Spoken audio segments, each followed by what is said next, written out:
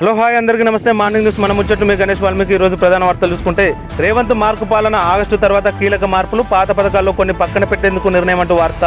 ఉత్తమ్ అవినీతిని నిరూపిస్తా, ధాన్యం కొనుగోలులో 800 కోట్ల కరప్షన్, బీజేపీ నేత ఏలేటి మహేశ్వర్ రెడ్డి ఆరోపణ. వ్యక్తిగత ఆరోపణలు బంద్ చేయి, మంత్రి ఉత్తమ్ వైట్ పేపర్ లాంటోడు, ఏలేటికి Congress working president Jaggareddy warning.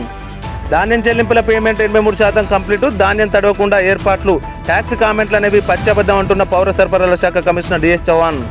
ఇంకెన్నాళ్ళు ఎదురుచూపులు, నెల రోజులైన కేంద్రాల్లోనే వరి ధాన్యం, వెంటనే తూకం వేయండి అంటూ రామోజీపేట రైతుల ధర్నా. బెంగళూరు రేవుపాటు కేసులో సంచలన విషయాలు, 86 మందికి పాజిటివ్, డ్రగ్స్ తీసుకున్నట్టు నిర్ధారణ, సినీ నటి హేమ సైతం అంటూ ఒక ప్రధాన వార్త.